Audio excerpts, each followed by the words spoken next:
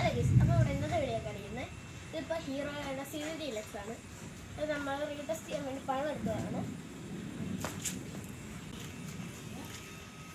Full പക്കയാണ്, എല്ലാം നല്ല paint അടിച്ചിട്ടുണ്ട്.